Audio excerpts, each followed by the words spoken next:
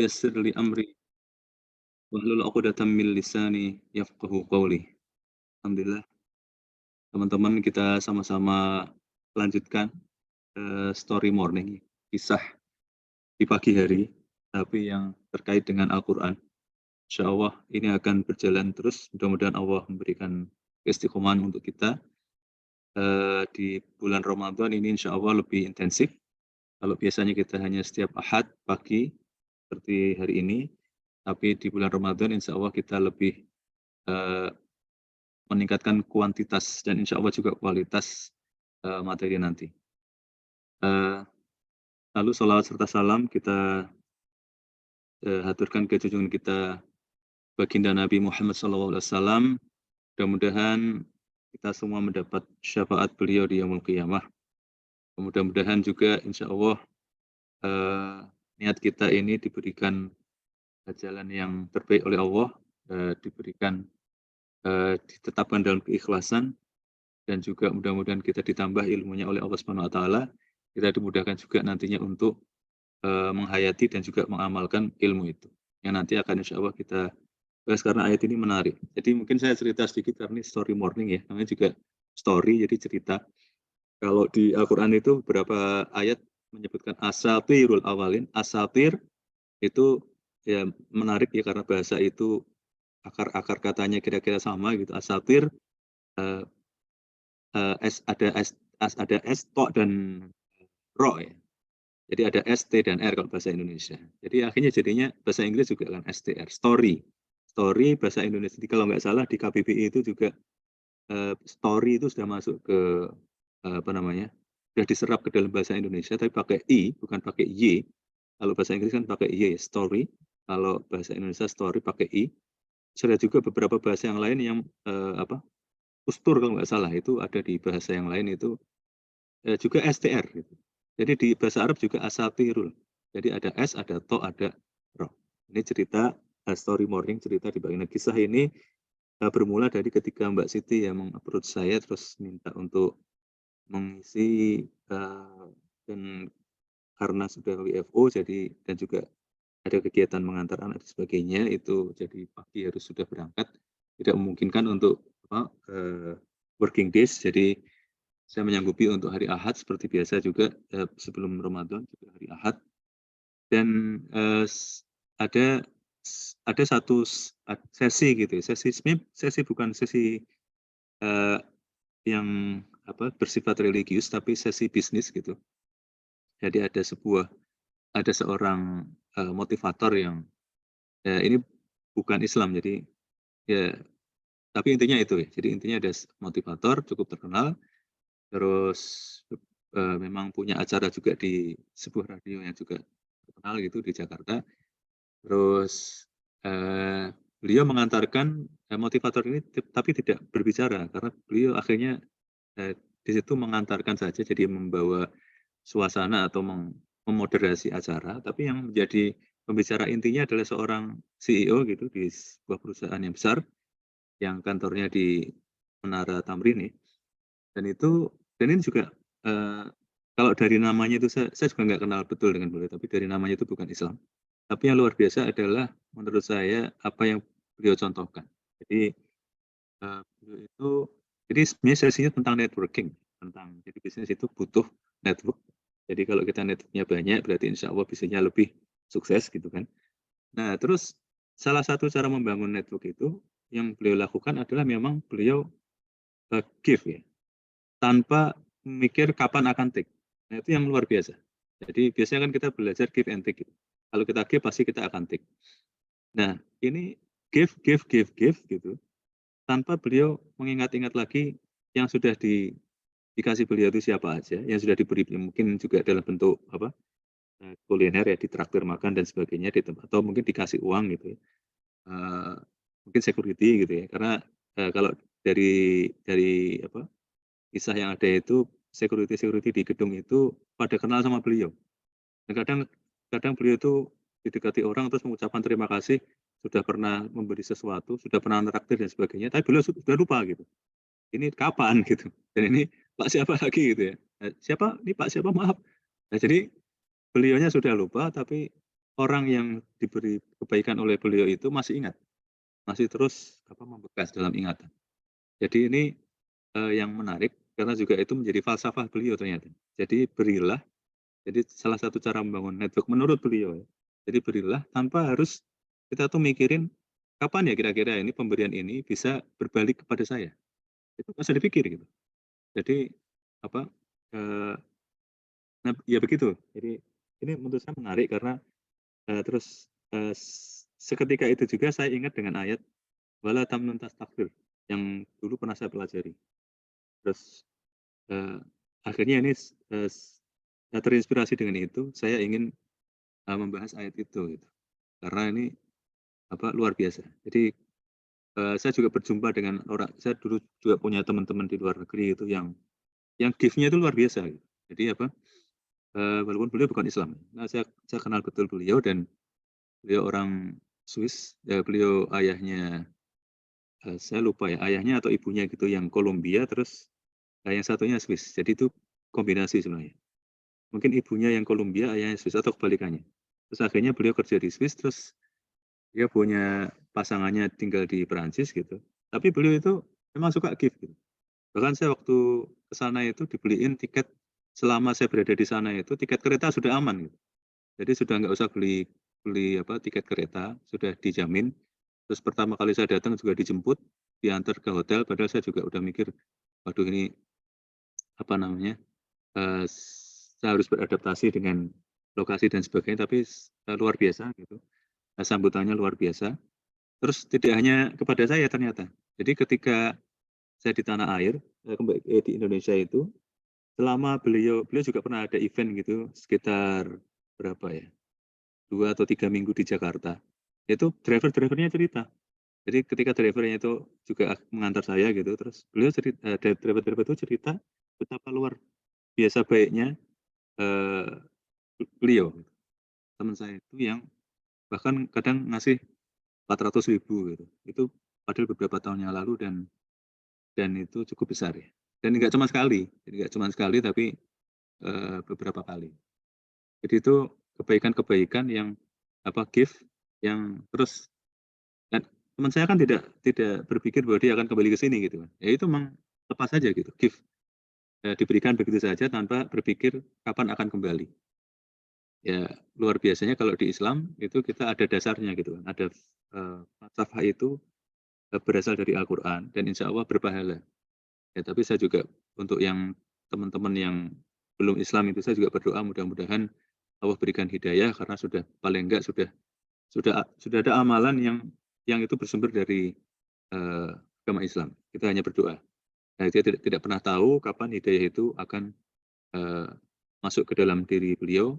Tapi yang yang bisa saya lakukan maksimal adalah ya memberi contoh bahwa Islam itu baik gitu kan. Terus, kalau nanti hidayah datang pasti dari Allah, melalui jalan yang kita nggak pernah sangka-sangka. Nah, jadi terus akhirnya, wah ini menarik nih. Terus saya ingin tahu apakah memang benar bahwa wala tamnun tastakthir itu, janganlah memberi, untuk berharap atau dengan niat atau dengan maksud untuk mendapat kembalian yang lebih banyak. Itu, memang makna dari ayat, surat ke-74 ayat ke-6 dari surat ke-74 itu.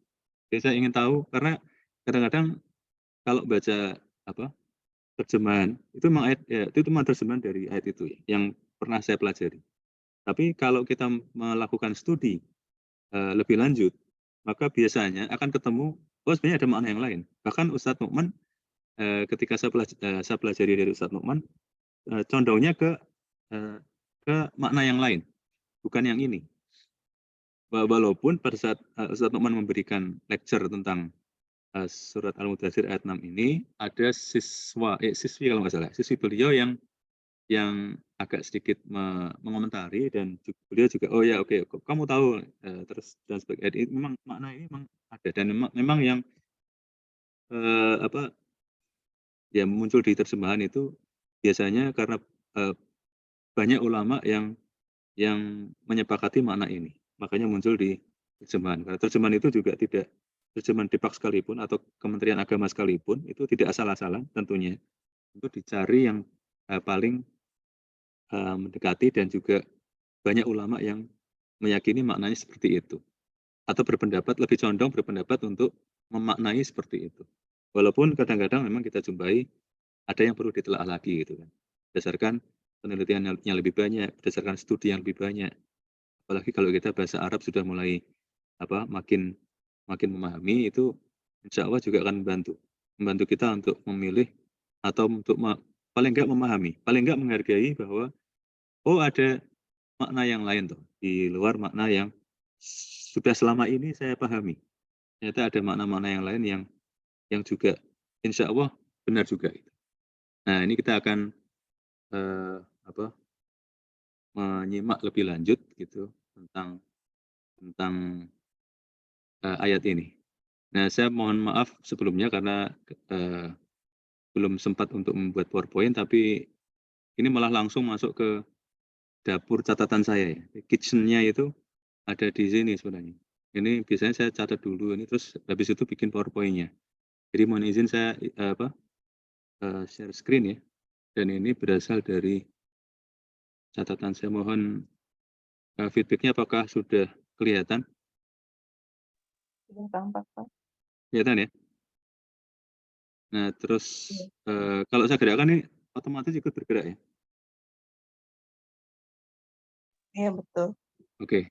Nah, sekarang kita mulai dari terjemahan Kementerian Agama dulu. Dan inilah yang saya pahami selama ini. Jadi wala tamnun taksir itu artinya adalah jangan memberi dengan maksud memperoleh balasan yang lebih baik atau lebih banyak. Nah, itu di apa ya? Saya sekarang berada di Departemen Procurement dan itu cukup cukup ini juga cukup in juga topik ini karena kalau atau siapapun lah teman-teman yang mungkin berbisnis gitu ya, terus memberi sesuatu, mungkin teman-teman berusaha untuk memasukkan produk ke sebuah perusahaan gitu, atau teman-teman ada di bagian yang seperti saya gitu, yang justru ingin membeli produk atau jasa atau layanan dari perusahaan yang lain. Nah, itu kadang suka itu kejadian tuh, itu hampir umum itu. Jadi yang berusaha menjual itu memberi sesuatu gitu kan. Tapi kan pemberian itu dengan maksud memperoleh balasan yang tidak. Walaupun ya ini juga saya disclaimer dulu bahwa ada juga pendapat sebagian ulama yang menyatakan bahwa ini adalah disiplin Rasulullah SAW yang tidak merupakan kewajiban bagi umatnya. Jadi ini menjadi sesuatu yang tidak wajib bagi umatnya. Nanti malah nggak ada yang jualan nanti, nggak ada yang Tapi ini adalah satu disiplin yang bagus, yang menjadi teladan, yang patut kita contoh. Jadi kalau kita sebagai pihak yang jualan, itu kan lebih keren kalau memang customer itu beli produk kita itu memang karena kualitas produk, karena nilai atau value yang ada di produk kita, tanpa kita harus memberi sesuatu kepada yang akan membeli, ya kan? Itu kan lebih keren, karena kan memang produknya luar biasa atau layanannya memang luar biasa. Jadi tanpa ada gitu-gitu itu tetap orang beli, tetap laris gitu. Nah, sedangkan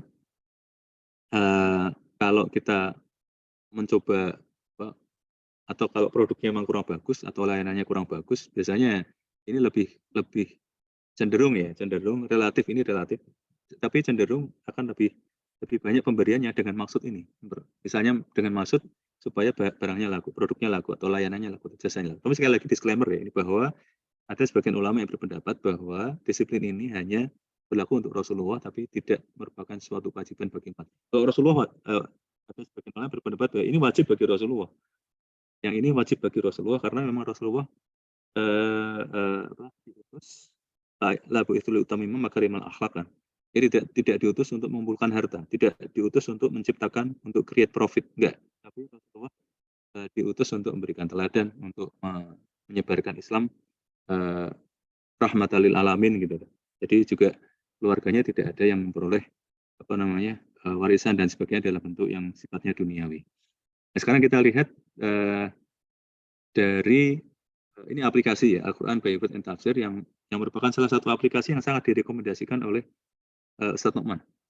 Jadi di situ diartikan and do not convert favor to acquire more. Itu yang kalau nggak salah ada di flyer ya. Dan janganlah bermurah hati, tapi dengan niat untuk memperoleh lebih banyak. Jadi kembali ke cerita-cerita tadi. Ya, sebenarnya banyak cerita di dunia ini. Mungkin teman-teman juga sudah mengamalkan ini. Alhamdulillah gitu, masya Allah bisa diteruskan. Tapi juga apa? Tidak terus ketika kita sudah melakukan, terus kita memaksakan orang untuk melakukannya. Karena sebagian ulama berpendapat bahwa ini adalah disiplin khusus yang wajib hanya untuk Rasulullah SAW. Jadi kadang-kadang ya sekali mungkin karena kita berbisnis juga dan sebagainya gitu ya. Mungkin ini kembali lagi pengamalannya adalah di rekan-rekan semuanya dan juga di diri saya bagaimana mengamalkan ayat ini. Tapi mudah-mudahan kita bisa meniru keteladanan Rasulullah. Tapi ada kalau nggak salah itu Gus Baha memberikan sebuah moderasi. Jadi artinya gini. Misalnya mutawif ya, mutawif yang kerja untuk melayani para jamaah haji atau umroh yang ada di tanah suci. Itu kan dibayar. Ya kan? Sebagai mutawif itu dibayar. Kecuali yang tidak. Saya pernah ada satu paket gitu ke Turki. Di Turki itu guide tour-nya itu nggak mau dibayar, menerima. Terus beliau dia asli orang Solo, terus pernah kerja di Masjidil Haram, terus pindah akhirnya belajar ke Turki gitu, dapat istri juga orang Turki. Nah, mahasiswa di sana. Terus tapi juga ingin senang ketemu dengan orang Indonesia, jadi menjadi guide tour di Turki. Nah, kita sudah iuran itu ngumpulin duit untuk ya kita beri sesuatu lah karena jasanya layanannya memperkenalkan tempat-tempat sejarahnya dan sebagainya, masyarakatnya, terus budayanya seperti apa dan sebagainya. Tapi terus ketika kita berikan, beliaunya terima kasih, saya terima dan saya yakin masih banyak yang membutuhkan. Jadi mohon disampaikan kepada yang lebih membutuhkan. Jadi kecuali seperti itu ya. Tapi rata-rata kan mutawif atau guide dan sebagainya itu kan akan memperoleh sesuatu dari yang karena layanan yang diberikan. Ya itu oke saja. Nah tadi saya kembali ke Gus Baha, beliau menyarankan supaya yang seperti itu harus bukan harus ya, itu menyempatkan setidaknya memberi bimbingan atau layanan yang sifatnya gratis. Termasuk juga pada kiai-kiainya, terus ustadz-ustadznya gitu ya. Jadi beliau juga menyarankan itu. Jadi kalau ustadz dipanggil itu kan pasti dapat uang transport gitulah ya. Nah itu saran beliau itu sesekali itu berikanlah sesuatu yang sifatnya gratis, layanan yang sama, tapi yang sifatnya gratis. Ya sambil kadang-kadang beliau bercanda ya, Kak. Misalnya ada jamaah yang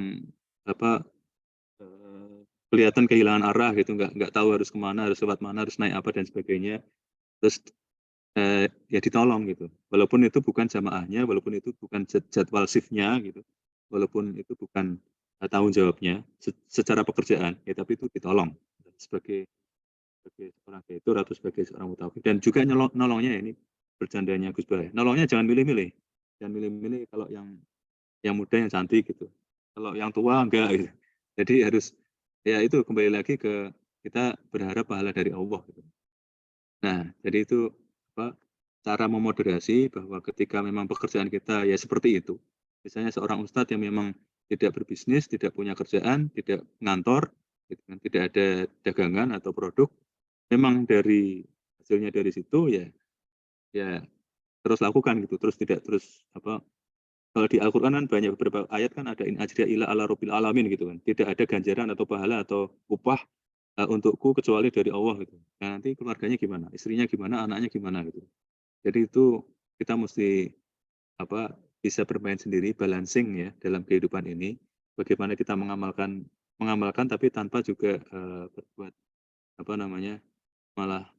malah mengorbankan yang seharusnya kita bertanggung jawab untuk itu, misalnya keluarga dan seterusnya.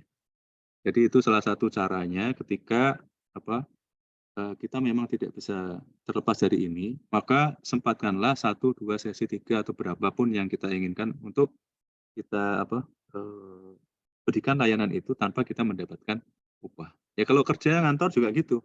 Jadi kalau aturannya misalnya di PKB misalnya atau di peraturan perusahaan 8 jam, 8 jam net ya, bukan 8 jam plus istirahat gitu. Ya apa namanya, bisa untuk tambahan tabungan akhirnya dia bisa tambah. Jadi untuk apa, tidak hanya 8 jam, jadi ada do the extra mile. Tapi juga tanpa itu juga ya, tanpa berharap, aku sudah kerja setiap hari apa, sampai lembur-lembur sampai malam dan itu tidak minta uang lembur gitu. Tapi karir nggak naik-naik, itu agak agak, eee, dalam tanda kutip "mengkhawatirkan" gitu. Jadi ya nyantai aja gitu. Saya pernah punya kenalan seorang seorang manajer gitu yang akhirnya naik jadi GM, naik jadi direktur itu, dulunya dia kerja ngotot, ngoyo, dan dia melihat manajer yang lain itu kalau belum pulang, ya misalnya ini cerita tentang orang yang tidak sholat maghrib ya. Di jam 6 belum pulang, ini ceritanya dia. Maka dia juga belum pulang. Nanti dia yang lihat lihat apa ruangan ruangan sebelah itu, manajer yang lain. Jam 7 belum pulang, dia belum pulang. Wah, dia pernah kayak gitu. Ya, ternyata nggak kemana-mana, nggak kemana-mana juga gitu. Tapi ketika dia mengerjakannya dengan santai, maksudnya bukan santai terus tidak produktif ya, tapi dengan kalem lah, dengan tenang, tidak mikirin yang lain gitu kan. Do the best gitu kan. Bahkan do extra mile bukan karena ngelihat orang lain gitu, dan memang fokus ke pekerjaan, itu menurut dia, ceritanya dia, itu dalam 1 tahun malah dia apa, naik, dipromosi. Jadi, keikhlasan itu malah lebih enak gitu. Jadi apa, kalau kalau apa ya, bahasa Jawanya itu kemerungsuk. Kemerungsuknya itu kayak kayak pokoknya ini aku melakukan ini harus ada hasilnya nanti. Itu kayak pas ya saya coba definisikan kata kemerungsung itu dengan definisi seperti itu. Jadi kita berbuat sesuatu, kayak dikejar waktu, terus kayak harus ada hasilnya, terus, eee, dan seterusnya lah. Jadi nggak tenang, jadi nggak enjoy, jadi nggak menikmati, jadi malah apa, eee, apa, berpacu dengan waktu yang terlalu berlebihan gitu, sehingga malah tidak sehat.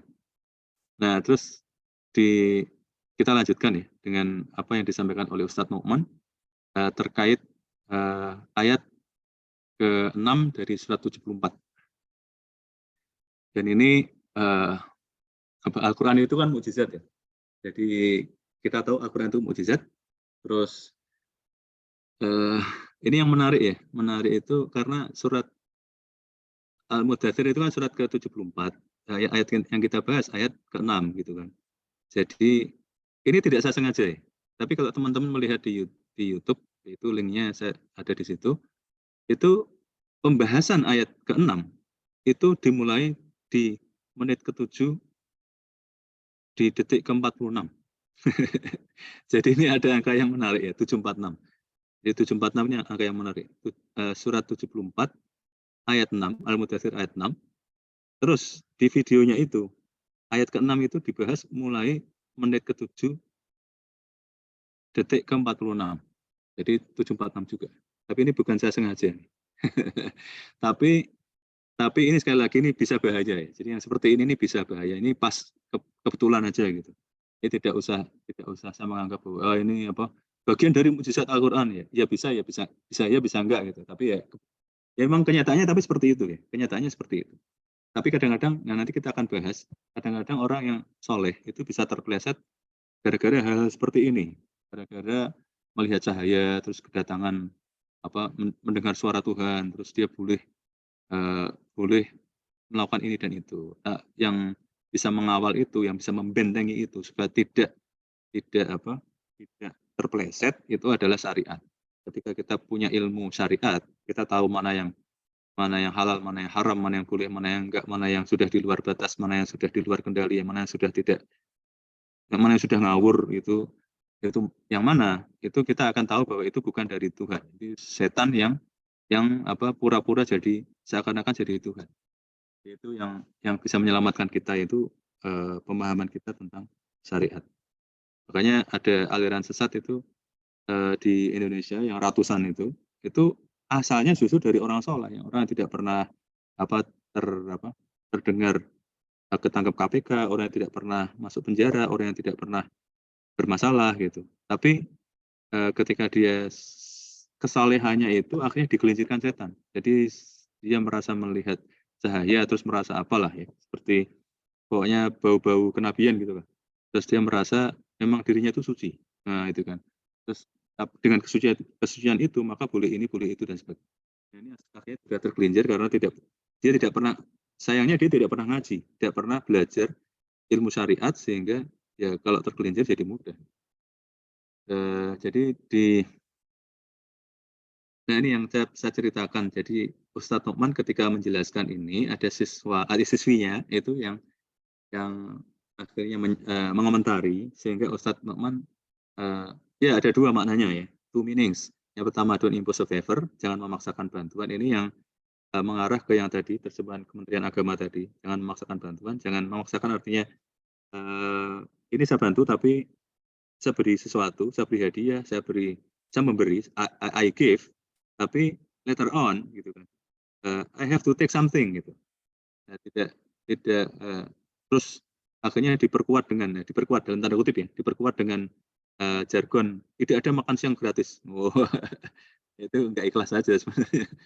Jadi kecuali kalau untuk mendidik ya, untuk pendidikan bahwa harus berjuang untuk meraih sesuatu itu beda. Tapi ketika kita sebagai pihak yang beramal, yang give, ya give aja gitu. Nah ini makna yang pertama itu yang jangan memaksakan bantuan, itu yang tadi don't impose a favor, itu yang tidak terus ingin mendapatkan balasan lebih. Terus yang kedua, nah ini yang tidak saya ketahui kecuali dari belajar dan dari binasrillah juga tentunya, dari pertolongan Allah, jangan memotong atau jangan menghentikan. Itu maknanya. Jadi jangan memaksakan bantuan. Terus makna yang kedua ini jangan memotong atau jangan menghentikan.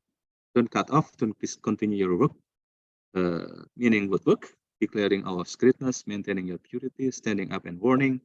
Don't discontinue that while thinking that the task is too big. It's too much work. Don't let that, don't be overpowered by the work. Don't discontinue your effort. Nah, jadi effort kita jangan kita hentikan, jangan kita potong, jangan kita hentikan pekerjaan. Ini di sini artinya adalah menyatakan pekerjaan dalam konteks kita menyatakan kemahabesaran Allah, the greatness of Allah itu. Terus kita mencoba menjaga kesucian diri, terus kita berdiri dan memberi peringatan. Itu khususnya tentunya Rasulullah ya, jadi berdiri, kum fa'anzir itu di awal ayat kan tadi kita simak, terus memberi peringatan. Jangan berhenti sambil berpikir bahwa tugas ini terlalu besar, gitu. Terus pekerjaannya terlalu banyak, terlalu skopnya terlalu banyak, terlalu luas. Ya, jangan biarkan itu, jangan dikuasai oleh pikiran tentang pekerjaan yang terlalu banyak. Jangan hentikan usahamu. Allah acknowledges that the Prophet realizes that this work is really hard. It's a lot of work, and he's got a huge mountain to climb in front of him. Jadi Allah menyadari, Allah mengakui bahwa Nabi itu menyadari, Nabi Shallallahu Alaihi Wasallam, bahwa pekerjaan ini sangat berat, pekerjaannya banyak, dan ini istilah ya, ini gaya bahasa. Dia memiliki gunung yang besar untuk didaki in front of him, di depan Rasulullah SAW. The ultimate motivation for Islamic workers ya ini. Menurut Ustadz Nukman, ini adalah motivasi utama bagi para pekerja Islam dalam tanda kutip. Artinya seperti kita ini volunteer yang bekerja untuk menyebarkan nilai-nilai Islam, ya kan. Terus ya tidak hanya yang dari Ustadz Nukman, tapi juga dari para asatidz yang lain, dan seterusnya. Itu jangan sampai kita merasa bahwa pekerjaan ini itu berat. Jadi ini salah satu makna dari ayat ini yang Ustadz Nukman itu condong ke makna ini.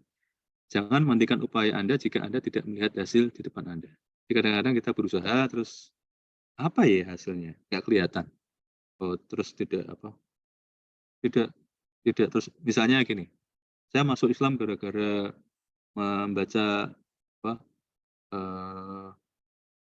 membaca quotes yang disajikan oleh komunitas teman alihan. Nggak ada yang seperti itu, ya nggak apa-apa juga gitu. Jadi kita terus bekerja, kita terus berupaya, terus jangan hentikan itu. jika tidak melihat hasilnya. Nabi SAW, ini luar biasa nih, Ustaz Nu'man ini memberikan analogi, komparasi yang luar biasa. Nabi SAW itu berada di posisi yang jauh lebih putus asa daripada kita semuanya. Karena beliau sendirian waktu itu, di awal-awal kenabian. Jadi in early revelation, pada saat masih wahyu-wahyu awal. Jadi ya berarti Iqra gitu kan. Bismillahirrahmanirrahim khalaqal ayah, 5 ayat pertama ya, karena yang lainnya turun belakangan, terus Al-Muzammil, Al-Mudaththir itu kan masih beliau sendirian. Dia diberitahu hanya Anda yang berdiri dan memperingatkan, jangan khawatir apakah Anda melihat hasilnya atau tidak, teruskan saja. Jadi Rasulullah itu sendirian, hasilnya belum jelas, ya memang akhirnya ada asabiqunal awalun, tapi terus ya terus setelah itu memang akhirnya banyak sampai sekarang gitu, luar biasa sekali perkembangannya. Islam sangat banyak pengikutnya, tapi pada saat itu kan Rasulullah sendiri, hanya satu, dan akhirnya sedikit demi sedikit banyak yang menyatakan keislaman, melihat luar biasanya Al-Quran, bukan kata-kata biasa, ini pasti datangnya dari Allah dan seterusnya. Tapi awalnya tetap Nabi itu berjuangnya sendirian. Jadi tingkat kemungkinan untuk berputus asa itu jauh lebih besar daripada kita yang berjuang ada temannya gitu. Ada teman yang di grup misalnya admin, atau yang ada di grup yang nulis, ada yang di grup yang mendistribute information. Nah, itu kan banyak ya. Jadi tidak hanya satu. Jadi mudah-mudahan ini sesuai dengan apa yang disampaikan Ustaz Nu'man bisa menjadi ini tadi ya, the ultimate motivation for Islamic workers. Kita jadi termotivasi karena ya kita nggak ada apa-apanya dibanding Rasulullah yang sendirian gitu. He is alone gitu at that time gitu. Nah, sekarang kita masuk ke kitab tafsir ya. Beberapa kitab tafsir nanti kita akan bahas dari situ. Yang pertama adalah tafsir Jalalain, dan ini maknanya sesuai dengan yang ada di Kementerian Agama, makna yang umum kita baca di terjemahan. Dan janganlah kamu memberi dengan maksud memperoleh balasan yang lebih banyak. Lafaz tastakfiru dibaca rofa, berkedudukan sebagai hal atau kata keterangan keadaan. Maksudnya, janganlah kamu memberi sesuatu dengan tujuan untuk memperoleh balasan yang lebih banyak daripada apa yang telah kamu berikan itu. Nah, di sini ada keterangan tambahnya, ini khusus berlaku hanya bagi Nabi SAW, karena sesungguhnya beliau SAW diperintahkan untuk mengerjakan akhlak-akhlak yang paling mulia dan pekerti yang paling baik.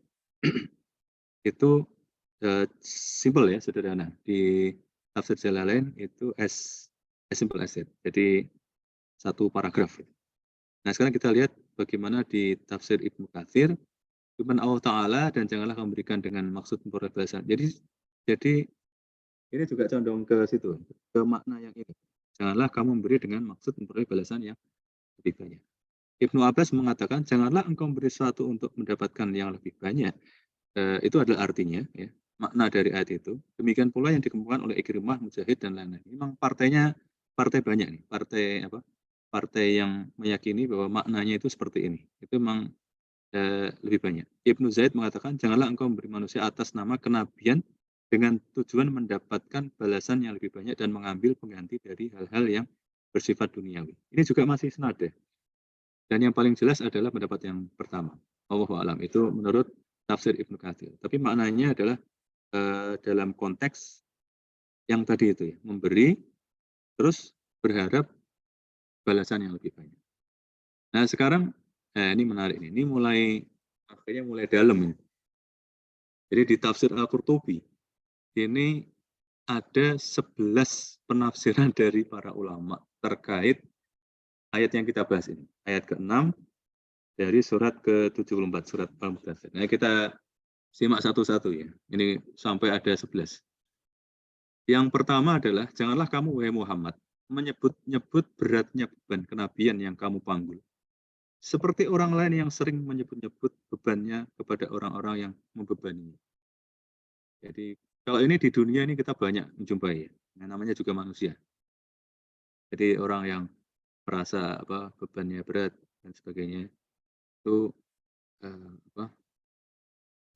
disebut-sebut gitu apa namanya beratnya beratnya beban yang dia pikul itu ya mungkin teman-teman punya contoh sendiri dalam kehidupan masing-masing dari mungkin tetangga, saudara, family dan sebagainya itu kadang memang kita mendengar seperti itu. Kita masuk ke makna penafsiran yang kedua. Janganlah kamu memberikan sesuatu dengan mengharapkan pengganti yang lebih banyak darinya. Penafsiran ini disampaikan oleh ini sama dengan yang tadi kita pelajari di tafsir Jalalain. Jadi enaknya kita belajar ini kan jadi ketemu oh ya memang itu gitu. Disampaikan oleh Ibnu Abbas gitu kan, Ikrimah dan Qatadah. Mujahid meriwayatkan ketika mengomentari penafsiran ini Ad-Dhuha mengatakan bahwa hal itu sudah jelas diharamkan oleh Allah bagi diri Nabi Shallallahu Alaihi Wasallam. Karena Nabi Shallallahu Alaihi Wasallam diperintahkan untuk selalu menjaga akhlak yang mulia dan mencontohkan perilaku yang paling baik. Walaupun hal ini diperbolehkan bagi umat Nabi Shallallahu Alaihi Wasallam. Ini alhamdulillah tidak menjadi kewajiban karena kalau menjadi kewajiban itu jadi susah bagi umat Rasulullah karena walaupun sudah berjam-jam ikut pelatihan atau training supaya tidak mengeluh gitu ya, supaya tidak komplain gitu. Tapi ya enggak tetap kenyataannya tidak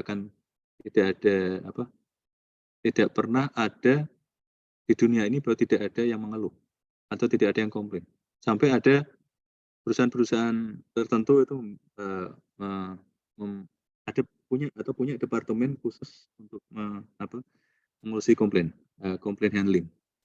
Terus ada training komplain handling. Bagaimana cara menangani keluhan. Nah itu kan berarti mengindikasikan bahwa keluhan itu pasti masih akan tetap ada. Ya kan? Karena pasti ada cacat di produk, cacat di layanan, kurang ini, kurang itu gitu kan. Tidak bisa 100% sempurna, sehingga ada bagian sekian persen itu yang dikomplain oleh pelanggan atau oleh customer. Jadi itu makanya untung alhamdulillah ini nggak wajib. Kalau wajib itu sudah dosa-dosa berjajaran gitu. Dan tidak ada lagi departemen komplain yang ngurusi komplain. Tidak ada lagi training komplain handling karena udah dilarang gitu. Jadi nah ini menariknya. Jadi Islam itu agama yang sangat sempurna sehingga ini ulama juga kita alhamdulillah kita bersyukur gitu kan ada ulama yang ilmunya sudah jauh di atas kita gitu. Jauh di atas kita sehingga sudah memahami umat itu seperti apa dan juga memahami ini ada kekhususan bagi Nabi. Walaupun ya kita tetap keep balance ya. Jadi kita tetap mencoba untuk menyeimbangkan artinya mungkin tidak dosa, tapi ayo gitu kan. Mari kita contoh keteladanan yang utama yang dicontohkan oleh Nabi Shallallahu Alaihi Wasallam itu. Terus makna ketiga ya, janganlah kamu melemah untuk memperbanyak kebaikan kamu. Makna ini juga disampaikan oleh Mujahid. Nah, ini yang juga menurut saya menarik dan penting sekali untuk kita pelajari atau kita pahami, apalagi kalau kita melihat ada orang-orang yang belajar agama, terus baru belajar satu atau dua, atau hanya dari satu ustadz gitu, yang pendapatnya A, terus menganggap bahwa yang paling benar itu A. Nah ini bahaya, karena ulama itu juga mempelajari dengan sangat seksama, sehingga juga ini juga benar loh, makna ini juga benar. Nah apalagi ketika, ya contohnya seperti ini, Mujahid juga menyampaikan makna ini. Jadi makna yang berbeda disampaikan oleh satu orang yang sama. Jadi mana mungkin Jadi makanya dulu para sahabat itu kalau ada perbedaan pendapat tentang tafsir atau makna ayat ya santai-santai aja gitu, nggak sampai bermusuhan, nggak sampai menyalah-nyalahkan gitu kan, apalagi sampai mengkafir-kafirkan, menganggap bahwa makna yang lain itu salah. Ya kita lihat contoh dari seorang sahabat yang bernama Mujahid itu makna yang ini juga disampaikan oleh beliau, makna yang ini juga yang lainnya juga disampaikan oleh beliau. Jadi Mujahid beliau mengatakan bahwa kata manna di sini berasal dari matin yang artinya ikatan yang tidak kuat atau lemah. Pendapat ini diperkuat diperkuat dengan dalil qiraah yang dibaca Ibnu Mas'ud, yaitu wala tamnun tastakthir minal khair. Janganlah kamu melemah hingga kamu tidak dapat memperbanyak amal kebaikan kamu. Oke, ya, kita lanjutkan. Makna yang keempat adalah janganlah kamu mengagung-agungkan amal perbuatan di dirimu sendiri, bahwa kamu sudah banyak berbuat kebaikan, karena itu adalah kenikmatan yang diberikan Tuhan kepadamu.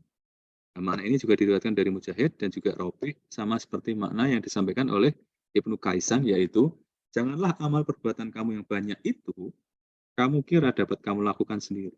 Jadi kita bisa berbuat amal yang baik itu kira-kira dari siapa gitu kan. Itu adalah amal perbuatan yang dilimpahkan Allah kepadamu. Karena Allah berkehendak untuk menjadikan kamu acuan bagi hamba Allah untuk beribadah kepadanya. Jadi kita harusnya bersyukur, kan? Bukan berbangga diri. Ya Allah, alhamdulillah kok saya kok diizinkan untuk bangun. Alhamdulillah ahyana ba'da ma'amatan wa nusyur. Alhamdulillah afani fil jasadi wa rada alaihi ruhi wa adina li bidzikrihi, ya kan. Kita alhamdulillah kita masih dibangunkan oleh Allah. Alhamdulillah kita masih diizinkan untuk berzikir kepadanya, itu alhamdulillah, itu pemberian Allah yang luar biasa. Jadi apa yang bisa dibanggakan? Karena itu adalah semuanya pemberian Allah. Mana kelima, janganlah kamu menyebut-nyebut amal perbuatanmu di hadapan Allah, apalagi bila kamu menyebutkannya berulang-ulang kali. Mana ini disampaikan oleh Al-Hasan. Lalu makna keenam, janganlah kamu menyebut-nyebut kenabianmu dan Al-Quran di hadapan manusia, agar kamu mendapatkan upah yang banyak dari mereka. Ini senada dengan yang makna umum ya Kemenak itu. Terus makna ketujuh, janganlah kamu memberikan sesuatu untuk mencari perhatian saja. Makna ini disampaikan oleh Al-Qurazi. Yang ke-8, apabila kamu memberikan suatu pemberian, maka berikanlah untuk Tuhanmu. Makna ini disampaikan oleh Zaid bin Aslam. Terus 9, janganlah kamu mengatakan aku telah berdoa, namun doaku kok belum dikabulkan juga ya. Terus yang ke-10, janganlah kamu melakukan suatu ketaatan. Ini kurang ini. Janganlah kamu melakukan suatu ketaatan dan meminta ganjarannya. Tapi bersabarlah hingga Allah sendiri yang akan memberikan ganjaran itu atas perbuatanmu. Jadi, yes, kita pasrahkan sama Allah. Gitu. Kita berbuat yang terbaik. Ya Allah, ya aku nggak mikir ganjaran ya, pahala apa. Aku nggak mikir ya. Pokoknya apa yang nanti Allah berikan, dan itu pasti terbaik. Allah itu pasti memberikan yang terbaik. Terus yang ke-11, janganlah kamu melakukan suatu kebaikan hanya untuk dilihat oleh orang lain. Ini insya Allah ini mungkin paling sesuai dengan puasa ini, makna ke-11 ini. Karena kita tidak tahu, orang tidak tahu kita puasa apa enggak. Ya, kita masuk ke toilet itu memang sedang buang hajat atau mungkin nyeruput sesuatu, kita nggak tahu. Jadi ini puasa ini memang satu ibadah yang luar biasa yang makna ke-11 ini agak kena ya. Makna ke-11 agak kena nih untuk ibadah puasa. Nah, kita lanjutkan ya. Walaupun semua penafsiran di atas masih berkaitan dengan ayat ke-6 dari surat ke-74 Al-Mudaththir ayat 6, namun penafsiran yang paling diunggulkan, ini menurut ulama ya, bukan menurut saya. Ini ulama yang bilang, bukan. Ini Al-Qurtubi. Yang paling diunggulkan adalah penafsiran yang disampaikan oleh Ibnu Abbas, yaitu janganlah kamu memberikan sesuatu dengan harapan dapat menerima harta yang lebih banyak.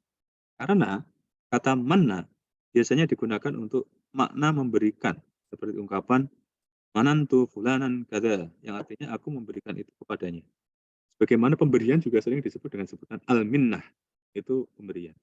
Seakan yang disebut oleh ayat ini adalah perintah kepada Nabi SAW agar harta yang beliau SAW keluarkan hanya karena Allah, bukan mengharap perhatian bahkan balasan balasan yang lebih besar dari sesama makhluk. Karena Nabi SAW tidak diutus untuk mengumpulkan harta atau keduniaan, hal yang sifatnya keduniaan lainnya. Nah, sekarang kita masuk ke tafsir At-Tabari, wala tamnun tastakfir.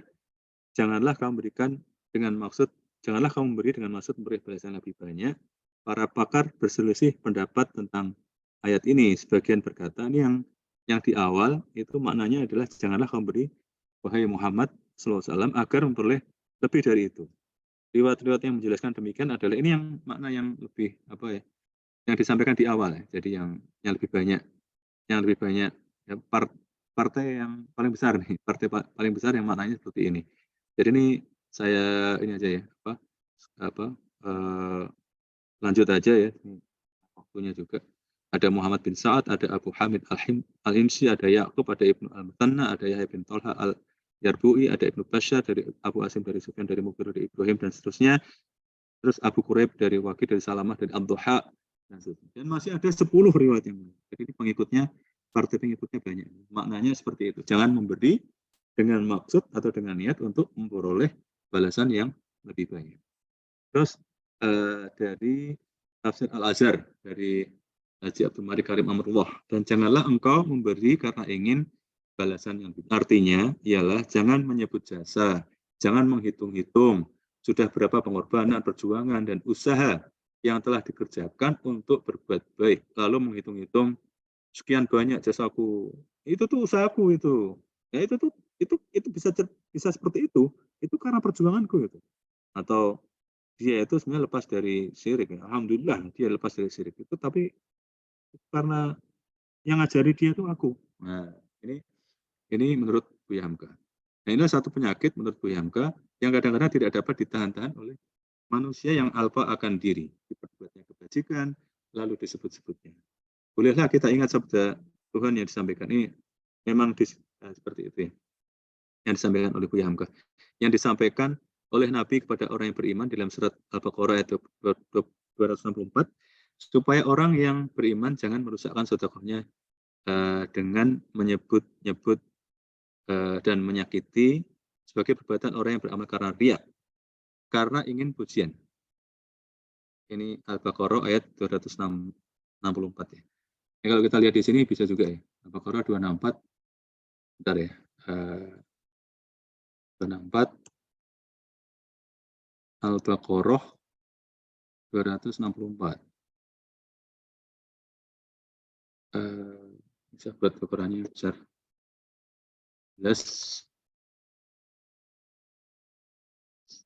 Ini biar sesuai dengan yang lain. Ini kita lihat ya. Al-Baqarah 264. Ya ayyuhalladzina amanu la tubtilu shadaqatikum bil manni wal adza kalladzi yunfiqu malahu ria'an nasi wa la yu'minu billahi wal yawmil akhir famathalu kamathali safwanin 'alaihi turabun fa asabahu wabilun fatarakahu salda la yaqdiruna 'ala syai'in mimma kasabu wallahu la yahdil qaumal kafirin. Ini maknanya, wahai orang beriman, jangan membatalkan pahala sedekahmu dengan menyebut-nyebutnya dan menyakiti perasaan yang menerima. Seperti orang yang menginfakkan hartanya karena riya atau pamer kepada manusia, sedangkan dia tidak beriman kepada Allah dan hari akhir. Perumpamaannya orang itu seperti batu licin yang di atasnya ada debu, lalu batu itu diguyur hujan lebat, sehingga tinggallah batu itu licin kembali. Mereka tidak menguasai sesuatu dari apa yang mereka usahakan. Allah tidak memberi petunjuk kepada kaum kafir. Ini perumpamaan yang luar biasa ya. Batu licin. Jadi di atasnya ada debu. Jadi amalnya itu kayak debu di atas batu licin yang ketika diguyur hujan lebat, debunya hilang. Amalnya jadi hilang. Jadi ini merupakan reminder untuk kita semua. Mudah-mudahan kita nggak kuat sebenarnya untuk nahan, tapi ya kadang ya kita minta kepada Allah supaya dimudahkan, supaya udahlah lepas saja lepas. Kalau ulama-ulama zaman dahulu itu saking ingin memberikan pengajaran tentang pentingnya melupakan amal atau perbuatan, itu adalah seperti BAB gitu. Jadi perlakukan seperti BAB. Saking inginnya pelajaran ini masuk ke kita. BAB kan kita lupakan kan, kita tidak mengingat-ingatnya kan.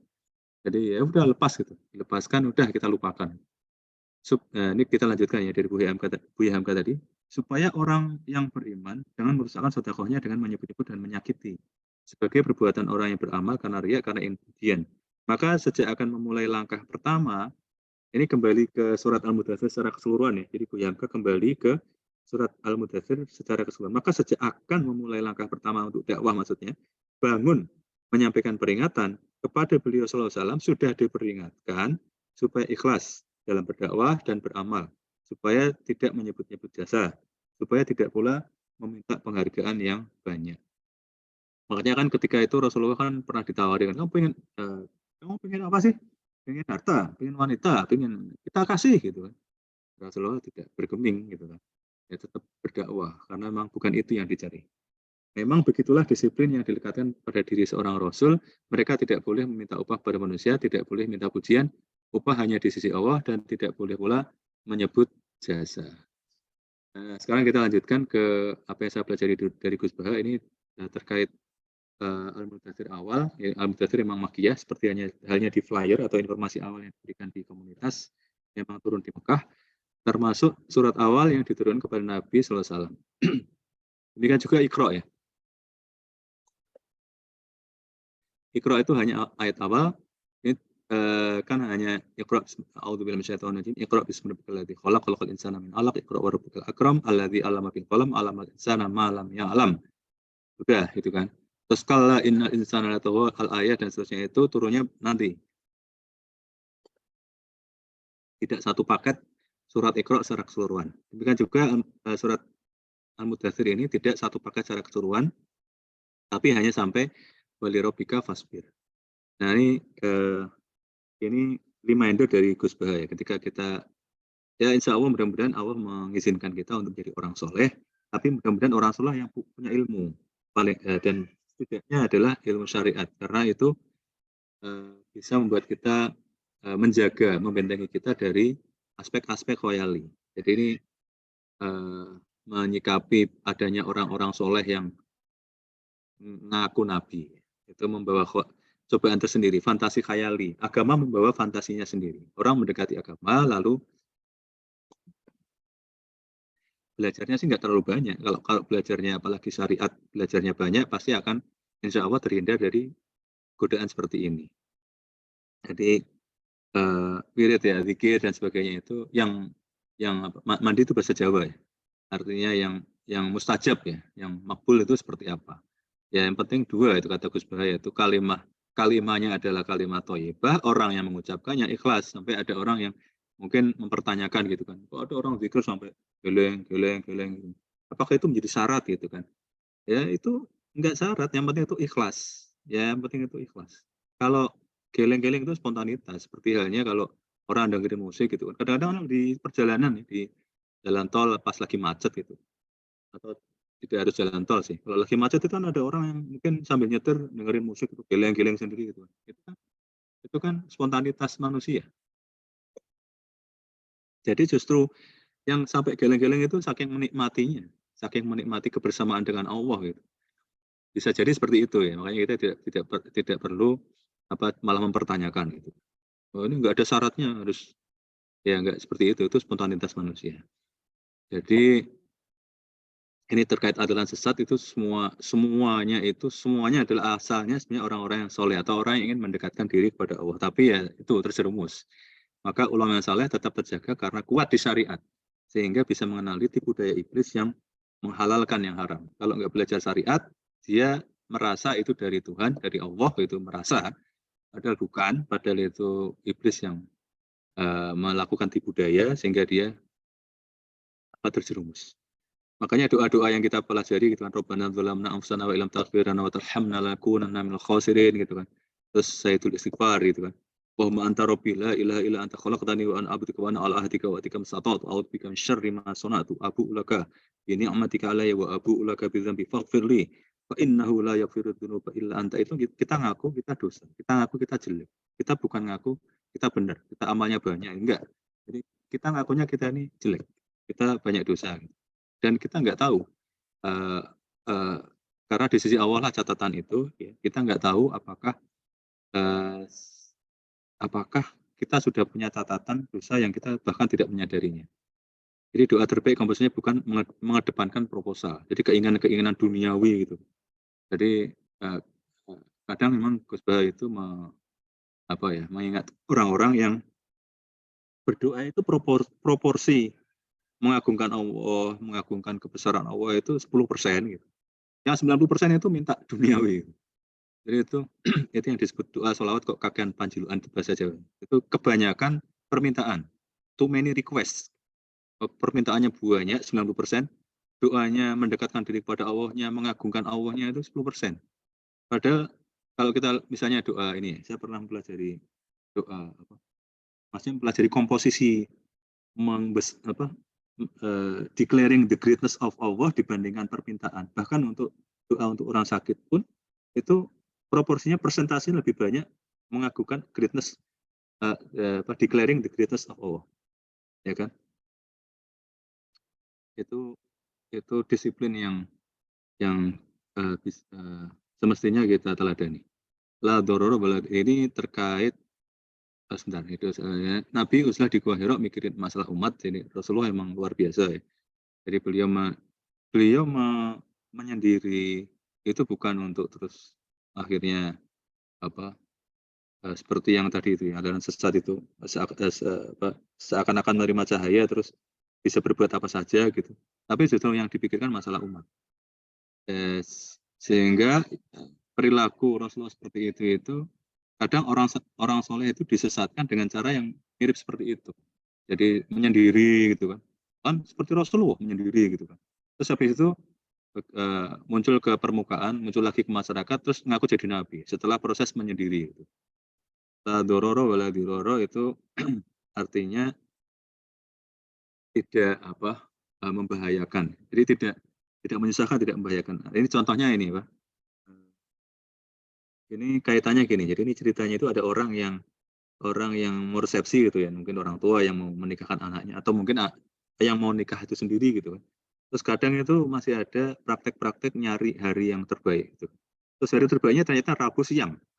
Itu pas orang pada kerja gitu kan.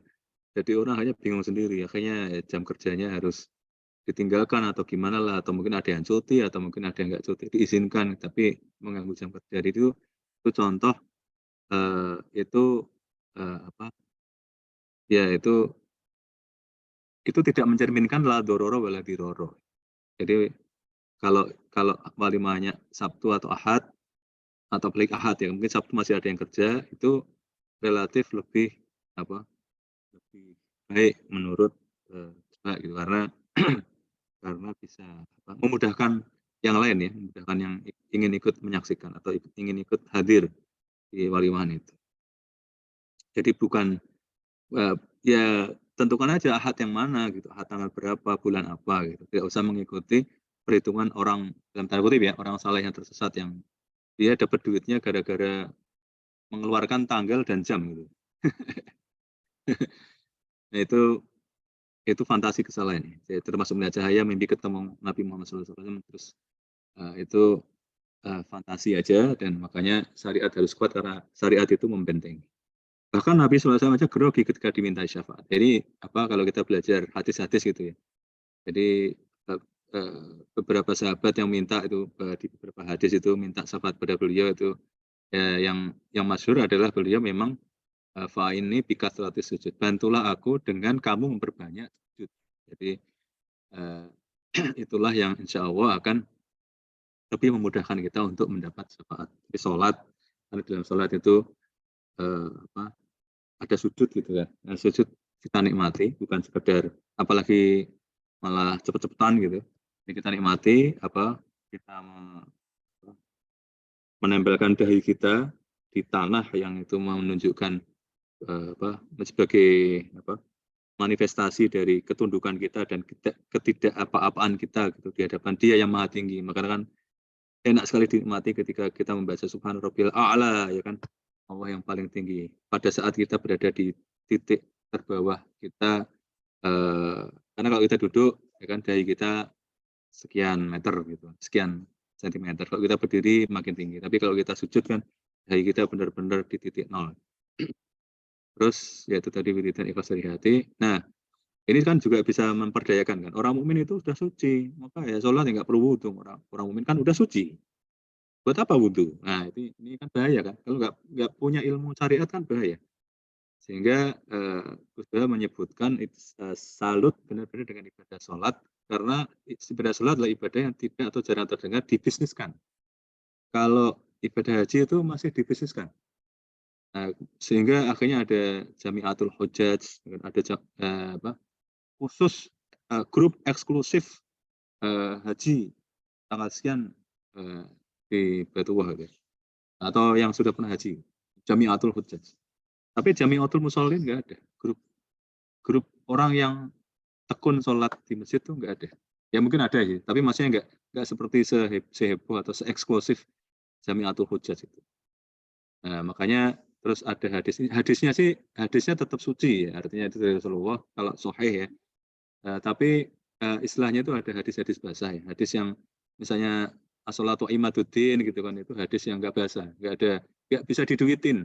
Tapi kalau al-hajj berhajilah mabrur itu salah satu bank itu sangat menggunakan hadis ini itu untuk supaya umat Islam itu nabung di situ untuk tabungan ibadah hajinya itu yang istilahnya hadis basah. Hadisnya tidak masalah ya, artinya hadis itu penggunaannya digunakan sedemikian rupa sehingga untuk mencari sesuatu yang bersifat duniawi. Tapi kembali lagi ya disclaimer tadi ya. Jadi ini adalah disiplin Rasulullah SAW, bukan merupakan kewajiban bagi umatnya, tapi alangkah baiknya jika kita bisa meneladaninya. Terus yang terakhir dari Profesor Reshihab, ini mungkin nanti saya jadikan sebagai closing aja. Mungkin kita lanjut aja dengan komentar atau tambahan insight dari teman-teman yang juga pernah mempelajari ayat ini atau mungkin pertanyaan dan sebagainya. Silakan Mbak Faiza. Oke, baik, terima kasih Pak Heru untuk penjabarannya. Mungkin dari teman-teman ada yang mau ditanyakan ataupun tambahan sharing-nya ataupun insight-nya untuk refleksi ayatnya, bisa disampaikan via kolom chat ataupun raise hand ya.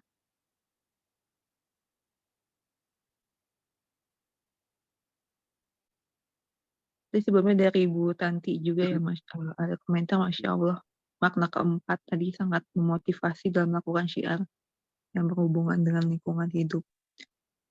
Bu Tanti apa mau share juga untuk berbagi ikut kita di sini, refleksi yang didapat dari pemaparan Pak Heru?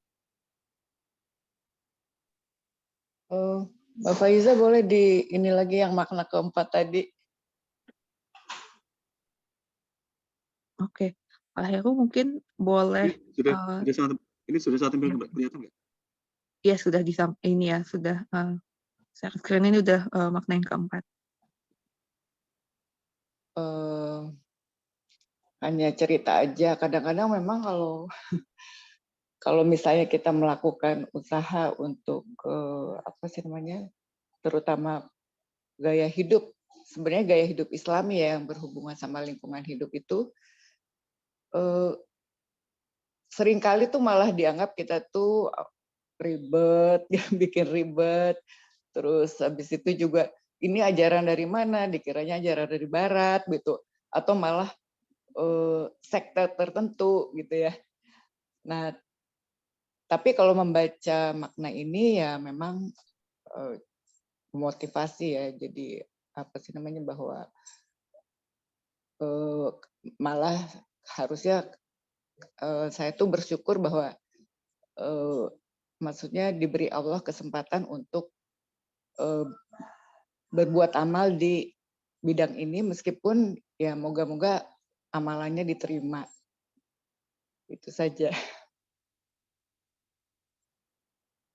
Iya, terima kasih Bu Tanti untuk sharing refleksinya ya. Mungkin ini mengingatkan juga ya, kadang kalau misalnya di isu lingkungan, kita berbuat bukan hanya terkait dengan kelestarian lingkungan, tapi itu bagian dari ibadah juga kali ya. Mungkin dari Pak Heru ada yang mau disampaikan untuk tanggapannya? Ya, terima kasih. Tadi ya. Jadi saya setuju dan kadang kehidupan ini kan terlalu akhirnya semakin modern menjadi semakin kompleks gitu kan. Semakin jauh dari yang sifatnya alami gitu ya. Sifatnya lebih dekat ke lingkungan gitu sampai apalagi kalau sampai yang menganggap bahwa yang dekat dengan alam, dengan lingkungan itu atau yang menjaga kelestarian itu justru yang aneh gitu kan. Itu ya kan ini aneh kan. Jadi justru yang aneh itu justru yang jauh dari sifat alami, jauh dari dekat kepada kelestarian. Justru itu kan yang seharusnya aneh. Tapi kadang kenyataannya malah sebaliknya. Ini juga termasuk misalnya dalam hal ini saya beri contoh aja yang terkait clothing gitu ya. Pakaian. Nah, kita tahu ya pasti industri pakaian juga pasti berkontribusi terhadap kelestarian lingkungan itu pasti. Padahal sebenarnya agama ini tidak sulit ya. Islam itu kan mudah gitu. Sampai-sampai dulu ada sahabat di zaman di zaman di mana kemakmuran sudah mulai dirasakan oleh para sahabat sehingga bisa ganti pakaian ya, bisa punya pakaian yang dipakai untuk hari ini besok bisa berganti. Sekarang sih kita seperti itu ya. Tapi sebelum itu di zaman-zaman awal para sahabat itu ada yang pakaiannya itu cuma hanya selembar gitu. Mungkin hanya sarung. Dan sarung itu dan hanya sarung ya, maksudnya sarung yang panjang itu yang tidak ada kaos juga enggak, kaos dalam juga enggak, terus baju apalagi gitu kan. Terus ada seorang sahabat yang di zaman di mana kemakmuran sudah dirasakan, itu sholatnya pakainya tetap sarung itu. Jadi sampai dia dianggap aneh. Ini kembali ke Mbak Tanti, Mbak Faiza yang ini analogi aja ya. Jadi analogi bahwa yang kembali ke lingkungan, kembali ke kelestarian itu dianggap aneh. Nah ini sahabat tadi juga cuman pakai sarung, tanpa kaos, tanpa baju, tanpa atasan ya. Ya sarungnya sampai ke atas ya. Bukan hanya si atas pusar itu, tapi sampai di atas dada gitulah. Nah itu akhirnya ada yang menganggap aneh. Nah akhirnya dijelaskan bahwa dulu di zaman Rasulullah ini boleh dan memang sholatnya sah, dengan seperti ini sholatnya sah, supaya itu tidak memberatkan umatnya, dan itulah yang akhirnya menjadi kemudahan buat teman-teman yang mungkin ada di jaga toko dan sebagainya, istirahat sebentar untuk sholat ya udah pakai itu aja gitu, nggak usah harus pakai sarung, ganti baju muslim. Walaupun kalau misalnya sempat waktunya dan sebagainya ingin menjaga dalam konteks ingin menjaga kesucian diri, ya silakan gitu. Tapi itu bukan menjadi sebuah kewajiban, dan itu dicontohkan oleh Rasulullah dan juga didemonstrasikan oleh sahabat di zaman itu. Jadi kembali ke alam, kembali ke hal yang sifatnya lebih mendasar, hakiki, lebih menjaga kelestarian alam itu dicontohkan gitu. Banyak analoginya juga di dalam hadis, dalam kitab-kitab. Saya kira itu Mbak, saya dukung, dan itu luar biasa ya, yang mudah-mudahan istiqomah ya Mbak Tanti untuk mungkin saya bisa share pengalaman silakan. untuk yang buka puasa bersama ya ini. Moga-moga ini juga menjadi perhatian kita semua. Ya, jadi kami berusaha mengajak jamaah untuk memilah sampah di acara buka puasa bersama di masjid dekat rumah. Waktu itu juga sudah pernah saya tanyakan juga pas waktu Ustaz Hanif. Nah kemudian selalu kan ada udah permintaan donasi, kemudian juga permintaan takjil dan pokoknya terus minuman gitu ya. Nah jadi setiap hari ini sampah yang dihasilkan itu untuk makanan itu berapa kilo setiap hari yang yang berhasil diselamatkan ya. Terus saya lihat banyak nasi yang terbuang gitu karena porsinya mungkin terlalu besar. Bahkan ada orang yang nggak segan-segan membuang ayam, potongan ayam utuh begitu ya. Terus juga untuk takjil, saya bilang kan sebenarnya dengan nasi box dan kurma itu sudah cukup memenuhi untuk buka puasa bersama. Kalau ditambah takjil lagi, dan menurut saya juga pernah baca bahwa berbukalah dengan yang manis itu hadisnya juga nggak sahih gitu. Terus jadi kenapa nggak diatur aja? Oke lah, udah deh takjil jangan kebanyakan. Terus kalau memang kalau udah ada tambahan, maksudnya masjid udah order nasi box dalam jumlah tertentu, kalau ada tambahan, ada berita mau ada tambahan nasi box, ya kurangi aja gitu, jangan jadi double. Jadi jadinya mubazir kan. Dan saya berpikir ini bagaimana, apakah untuk yang donasi juga jadi amalannya itu bagaimana hukumnya gitu ya, misalnya dia donasi aja tapi nggak memikirkan bagaimana nanti efeknya misalnya gitu ya.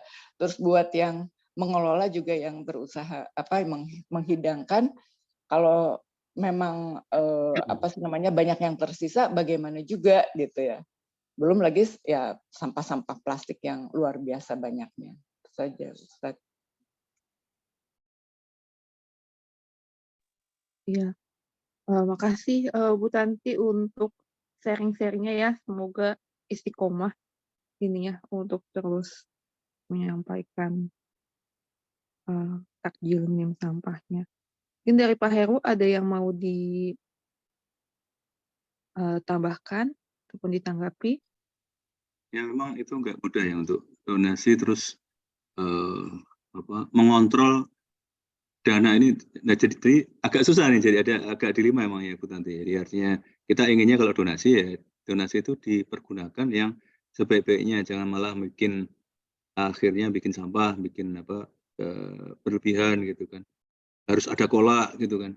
Itu malah tapi juga dilemanya gini, karena kalau kita sampai mikirin itu, berarti kita agak kurang ikhlas kan donasi. Jadi ini menarik ini. Jadi akhirnya saya pernah dapat nasihat gitu ya dari ulama ya. Jadi menyikapi hal ini, yaitu pertama memang kalau donasi ya sudah lepas gitu kan. Ya kita lepas ya. Kalau kita memang donate ya sudah gitu kita ikhlas kan. Jadi yang tanggung jawab nanti yang memanfaatkan donasi kan. Itu kan yang nanti hisapnya kan itu. Tapi ketika kita tahu persis bahwa akibat dari donasi itu akan seperti itu. Nah, itu kan jadi beda ceritanya. Jadi akhirnya kita tinggal milih donate. Nah, kita tinggal locate our donation itu ke other service agent yang lain gitu, atau yang pekerja Islam dan Islamic workers yang lain gitu kan. Ketika kita misalnya melihat bahwa mengetahui persis bahwa donasi ini nanti malah bikin sampah, bikin ayam satu potong masih utuh terbuang percuma, ya itu kan kita bisa alihkan ke donasi yang lain. Tapi di awalnya memang ya, donasi itu ketika kita nggak tahu kita kucing dalam karung gitu. Ini tapi ingin donasi gitu kan, ya nggak mudah juga kan. Kalau terlalu milih-milih juga nanti malah nggak kejadian gitu kan. Niat donasinya nggak jadi malah. Jadi ya seperti itu. Tapi ketika kita tahu persis tidak seperti yang kita kehendaki, kita bisa alihkan ke institusi yang lainnya, lebih terpercaya, yang lebih environmentally friendly gitu kan, dan seterusnya. Silakan. Oke, Mungkin baik. yang lain teman-teman. Di sini ada 3 pertanyaan. Pak Heru bisa sampai jam 7 lebih atau jam 7.30 nih? Ya ini kalau bisa 7 Upayakan jam 7 ya? Oke, baik. Jadi ini mungkin saya izin bacakan ya pertanyaan dari Kak Afida. Boleh diulang lagi hubungannya ayat surat ke-74 ayat 6 dan surat 7 ayat 46. Dan ini dari Kak Hani Yuniani. Bagaimana apabila kita bersedekah untuk tawasul agar diberi kesehatan, kebersihan, serta kelancaran rezeki, apakah itu diperkenankan? Berkaitan dengan ayat bahwa sedekah akan dibalas 700 kali lipat. Itu dulu ya Pak Heru untuk pertanyaan di kolom chat. Nanti kalau masih ada waktu nanti pertanyaan dari Kak Angga. Ini sebatas ilmu yang sangat dangkal yang saya sudah pernah pelajari ya. Terkait pertama tadi adalah 746 itu sebenarnya bukan surat 74 ya, surat Al-Mudaththir ayat 6 berhubungan dengan surat ke-7 ayat bukan. Jadi yang 746 itu menit ke-7 detik ke-46. Ya, itu bisa dicek sendiri ya di YouTube-nya Ustadz Nu'man. Ya, jadi bisa dicek sendiri nanti insya Allah ini kan di-share ya. Jadi ini menit ya. Jadi pembahasan ayat ke-6 dari surat ke-74 itu dimulai dari menit ke-7 detik ke-46 ya, sampai menit ke-12 detik ke-34. Jadi bukan ini tidak membahas hubungan antara 74 ayat 6 dan 7 ayat 46. Bukan itu. Tapi hubungan antara surat 74 ayat 6 dengan pembahasan awalnya itu di menit ke-7 detik ke-46. Itu aja gitu. Tapi itu juga kembali lagi ini contoh menarik ya. Ini kan kadang-kadang seperti ini menarik kan. Ini tidak saya sengaja gitu kan. Saya juga tidak mencari topik yang dibahas yang bisa memunculkan keunikan angka seperti ini. 746 kok 746 gitu. 74 ayat 6 kok di menit 7 detik ke-46. Tapi ini sesuatu yang memang terjadi. Nah, makanya ini juga hal-hal yang seperti ini kadang-kadang yang akhirnya membuat orang soleh itu punya khoyali, punya fantasi. Terus, wah ini pasti aku memang atau Ustadz Nukman memang atau apalah kemuliaan yang di atas. Padahal ya ini mungkin sesuatu yang kebetulan aja gitu. Jadi kembalinya ke syariat gitu. Jadi tidak. Tapi ini hanya fakta aja, menarik aja gitu. Terus jadi jawabannya itu ya. Jadi ini bukan membahas hubungan antara surat 74 ayat 6 dengan 746, tapi bahwa surat 74 ayat 6 itu, jadi ayat ke-6-nya itu dibahas mulai di menit ke-7 detik 40. Yang kedua tadi tentang apa ya tadi? Bertawasul ya. Nah, ini kalau yang saya pelajari dari ulama itu lebih ke arah tawasul itu lebih ke arah bahwa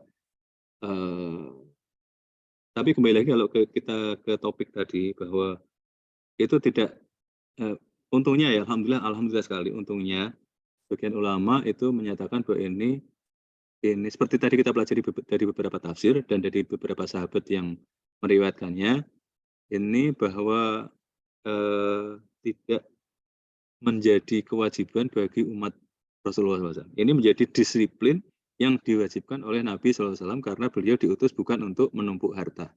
Beliau diutus untuk liutamima makarimal akhlak, ya kan.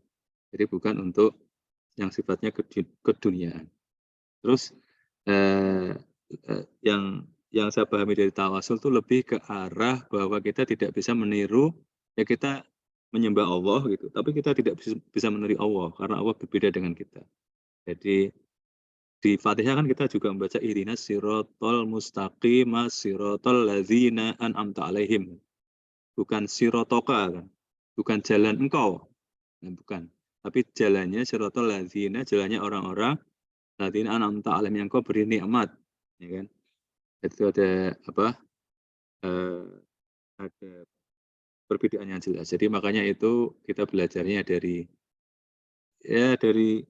ulama-ulama yang soleh, yang ulama.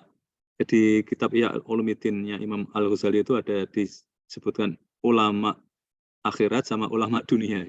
Jadi kalau ulama akhirat itu enggak mau dibayar atau enggak minta bayaran, tapi kalau diberi hadiah ya oke gitu kan. Tapi kalau ulama dunia itu minta bayaran. Bahkan masang tarif lah, itu ulama dunia. Ada jadi kitab Ihya kan sudah beberapa tahun yang lalu ya, sudah ada seperti itu, faktanya seperti itu. Jadi kita mengikuti ulama itu karena ulama itu juga bersumber dari guru-gurunya dan guru seterusnya sampai dengan Rasulullah SAW. Itu tawasul seperti itu. Cuma terus kembali kalau yang ditanyakan terkait dengan meminta sesuatu dan sebagainya itu ya sah-sah saja karena doa. Jadi yang penting malah lebih baik itu daripada malah nggak pernah memohon sama Allah itu kan. Karena yang diinginkan Allah kan kita memang menyadari bahwa kita makhluk yang membutuhkan gitu ya. Nggak bisa ngapa-ngapain. Semuanya itu karena pertolongan Allah. Dan tadi ada satu catatan dari Mbak Tanti tadi juga terkait yang berkaitan dengan yang manis, yaitu tadi yang dibahas terkait hadis basah tadi ya, dalam tanda kutip ya. Jadi regardless apakah hadisnya sahih apa tidak, memang ada yang hadis yang dimanfaatkan untuk jualan. Jadi dimanfaatkan supaya ada produk yang bisa di-endorse oleh hadis basah tadi itu. Ya gitu Mbak Faiza.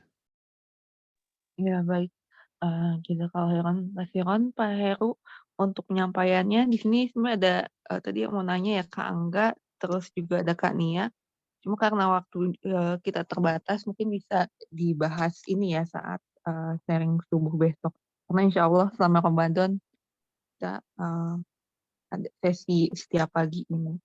Baik, mungkin dari Pak Heru langsung disampaikan nasihat nutup dan juga doa akhir majelis ya, untuk sesi kita pagi ini. Baik Mbak, jadi saya bukan dalam posisi menasehati karena saya selalu memposisikan untuk dinasehati. Jadi saya ini dinasehati oleh ulama gitu ya, atau yang kita pelajari, terus itu kita share gitu kan. Hasil belajar dinasehati itu saya share. Ya, wallahu alam apakah menjadi nasihat yang juga bermanfaat bagi teman-teman, mudah-mudahan seperti itu. Tapi ini posisi saya lebih ke arah saya dinasihati dan nasihatnya seperti ini gitu kan. Nah ini sebagai penutup dari Profesor Quraish Shihab itu terkait ini beliau awalnya membahas memang terkait Al-Mudaththir itu termasuk yang dini turun itu maksudnya awal-awal turun ya, surat yang awal-awal turun ya Iqra ya, Al-Alaq itu, terus Al-Muzammil, terus Al-Mudaththir ini. Nah itu juga menarik karena ya Al-Mudaththir itu orang yang berselimut. Jadi itu juga maknanya juga ada yang apakah itu berselimut beneran atau berselimut dalam konteks itu masih dalam tanda kutip ya, bermalas-malasan dalam tanda kutip ya. Karena Rasulullah bukan orang yang malas ya kan. Apalagi Rasulullah mengajarkan doa supaya kita tidak malas kan. Allahumma ini a'udzubika minal ajzi gitu kan, wal kasali. Itu supaya kita terhindar dari sifat malas.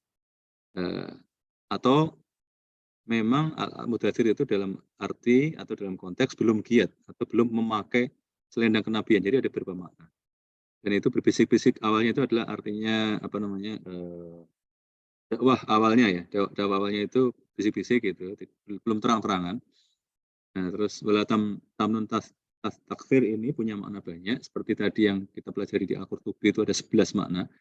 Jadi ini Profesor Quraish Shihab jangan merasa lemah, terus ada yang kedua jangan memberi sesuatu dengan tujuan mendapat banyak nyumbang supaya bla bla gitu kan.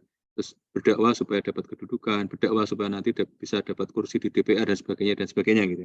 Terus ketiga jangan menyebut-nyebut kau punya bahasanya Profesor Quraish Shihab ya. Kau punya kebaikan karena kalau kau tidak sebut-sebut kebaikanmu makin banyak pengikut. Terus keempat jangan menganggap usahamu, pengabdianmu itu banyak. Kamu memberi, jangan anggap pemberian itu sudah banyak. Kalau berjuang, saya sudah mengerjakan banyak nih. Nah, Allah mengingatkan, la tamnun tastakthir. Nah, semua makna ini benar. Ini yang bagian yang menarik buat saya. Dan merupakan nasihat yang penting buat saya. Jadi, pertama, alhamdulillah saya dimudahkan oleh Allah atau diberi kekuatan atau diberi, ya alhamdulillah ya, oleh Allah termasuk yang tidak suka belajar hanya satu pendapat terus menyalahkan pendapat yang lain, itu alhamdulillah sudah. Tetapi terus nasihat yang penting buat saya adalah bahwa semua pendapat itu ketika berasal dari ulama dan ketika berasal didukung oleh hadis-hadis yang sahih dan sahabat-sahabatnya juga dijelaskan siapa tadi kan kita mendengar ada Ikrimah, ada Mujahid, Ibrahim dan seterusnya. Apapun makna yang kita pahami, berbagai makna tadi itu dilaksanakan oleh Rasulullah SAW. Jadi kita jangan terjebak untuk dalam diskusi untuk mencari makna. Jadi dari 11 itu mana yang paling benar? Ya memang tadi memang ada di salah satu kitab tafsir memang ada makna yang diunggulkan, tapi tidak berarti makna yang tidak diunggulkan itu salah gitu. Jadi harusnya yang menjebak kita adalah kita terjebak dalam kubangan amalan. Jadi kita mengamalkan masing-masing makna yang tadi itu, yang benar semua tadi itu. Jadi pertanyaannya bukan makna mana yang paling benar, tapi pertanyaannya adalah apakah kita sudah mengamalkan masing-masing dari makna tadi. Bagaimana kalau kita selalu menganggap bahwa apa yang kita beri itu sedikit? Nah, maka kita akan jadi bersemangat dan untuk memberi lebih dan lebih dan bertambah. Dan beri ini tidak harus uang, jadi bisa juga dalam bentuk waktu. Alhamdulillah teman-teman dimudahkan oleh Allah untuk sharing, ya. Sharing di Story Morning ini juga bagian dari pemberian. Dan itu yang lain juga ada ya, teman-teman yang tidak tidak tampak atau tidak tampil ya, aktif di balik layar itu semua juga memberi di versinya masing-masing, menyebarkan informasi, menyebarkan berita, mendistribute artikel dan seterusnya itu semuanya bagian dari memberi, dan itu luar biasa. Jadi alhamdulillah, mudah-mudahan kita mendapatkan sesuatu, mendapatkan hikmah, mendapatkan pengajaran dari Allah melalui apa yang sama-sama kita simak. Dan marilah sama-sama kita tutup dengan doa. Dari kita istighfar ya. Astagfirullahaladzim, astagfirullahaladzim, astagfirullahaladzim, dan kita tutup dengan doa kafaratul majelis. Subhanallah wa bihamdik, asyhadu an la ilaha illa anta, astaghfiruka wa atubu ilaik. Alhamdulillahirabbil alamin. Assalamualaikum warahmatullahi wabarakatuh. Waalaikumsalam warahmatullahi wabarakatuh. Jazakallah khairan katsiran Kak Vero untuk sharing-sharingnya. Insya Allah kita bertemu kembali besok ya teman-teman.